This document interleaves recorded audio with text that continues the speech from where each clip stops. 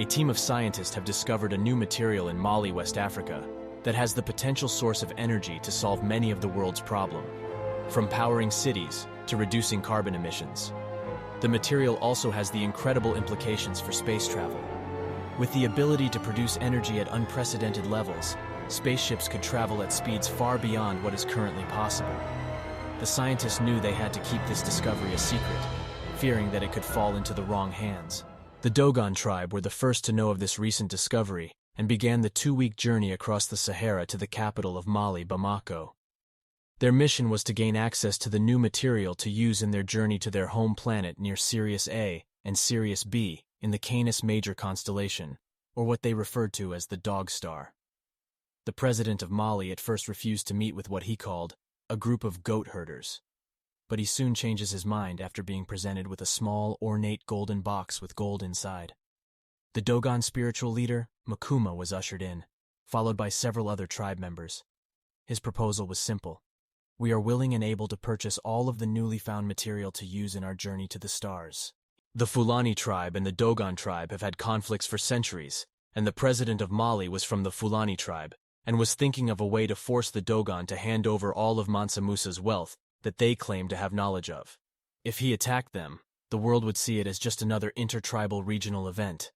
However, as he looked up from the small box of gold, he noticed that Makuma was changing. The president immediately became ill, to the point of passing out. He had began to sweat profusely and became extremely cold. Makuma told him, "You can either work with this goat herder, or your replacement will," adding, "We can do this together as a team, or we can do this with your replacement." After those remarks, Makuma and his other Dogon tribesmen left the president's office. The president immediately felt better and returned to his normal self. Makuma and the other Dogon began the trip back home to begin preparation for the building of the vessels they would need for their journey.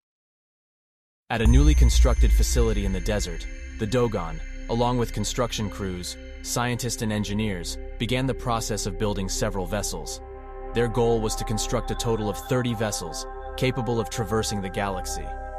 During the process, the president of Mali would visit on several occasions to check on the Dogon's progress. He never again mentioned the wealth of Mansa Musa.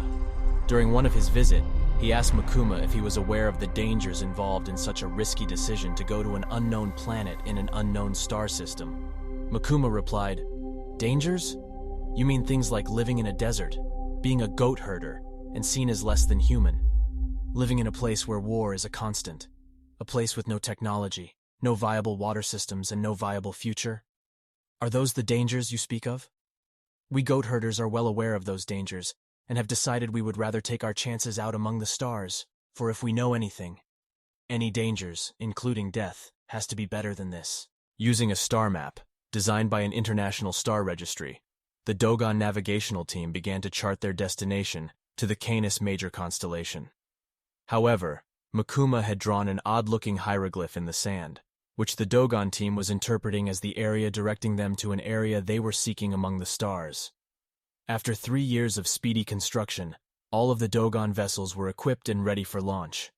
The command and navigational vessels were the first sent into space. They were followed by several vessels which housed the Dogon tribe members that were prepared to leave Earth. Included in other vessels were the ship's crews, construction crews, and several supply vessels. Domesticated animals and goats were also included.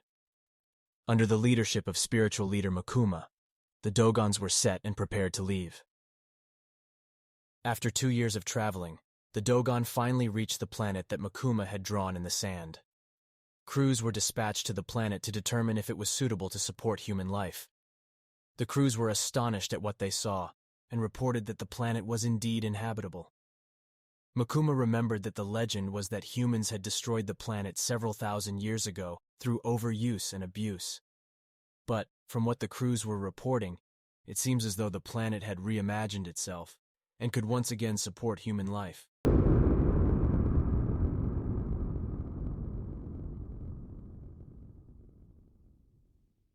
As the first of the supply ships began to land on the planet, Makuma decided to end all conversations with Earth. Construction crews were sent to the planet to begin working on a massive structure which used 10 ships designed to be interconnected, taking the form of a geodesic dome structure. Since the Dogons no longer communicated with Earth, rumors of their demise was being reported on several news outlets worldwide. It was speculated that they were destroyed by asteroids, or even had mistakenly flew into a black hole. But the Dogon were busy and used 10 of their ships to construct a huge mothership. They discovered that the newly discovered elements could also be used to create futuristic weapons, never before seen by humans.